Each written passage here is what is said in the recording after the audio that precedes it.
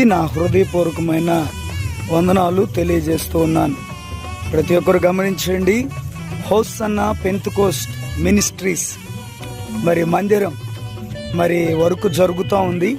దేవుని మహాకృపను బట్టి మరి చర్చి వాళ్ళు అదేవిధంగా అనేక మంది వారి కొలది మరి సహాయం చేసి మరి మందిరం నిర్మాణం కొరకు వారి వంతు వారు సహాయం చేయడానికి దేవుడు కృప చూపించారు. కాబట్టి చూడండి, మీరందరూ కూడా పనులన్నీ కూడా జరుగుతూ ఉన్నాయి.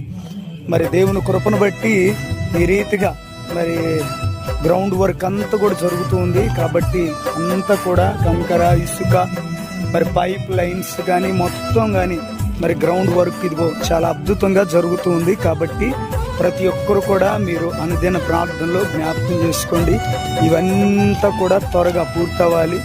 మరి హోసన్నా మినిస్ట్రీస్ నుంచి దైవజనులు జాన్ వెస్లీ గారు మన మధ్యలోకి రాబోతున్నారు చర్చ్ ఓపెనింగ్ కి.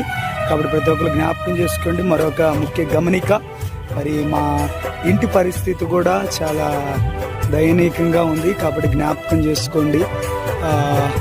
ఇక్కడ కూడా త్వరగా నూతన గృహం మరి తొందరగా కట్టబడాలని మీరందరూ కూడా మీ అనుదిన ప్రార్థనలో జ్ఞాపకం చేసుకోవాలని ప్రభు పేరిట తెలియజేస్తా ఉన్నాను.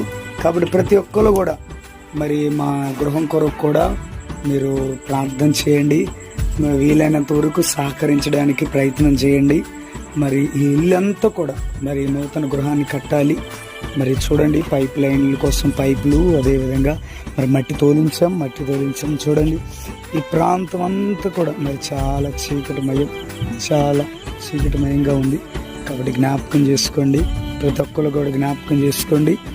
మరి పనులంతా కూడా త్వరగా జరగాలని, త్వరగా మరి ధనం కూడా సమకూర్చబడాలని ప్రతి ఒక్కరు కూడా మీ అనుదిన ప్రార్థనలో జ్ఞాపకం చేసుకుంటారని మరి మీ అందరికీ మా హోసన్నా పెంతెకోస్టల్ మినిస్ట్రీస్ తరపున మా హృదయపూర్వకమైన వందనాలు తెలియజేస్తూ ఉన్నాను. Praise the lord.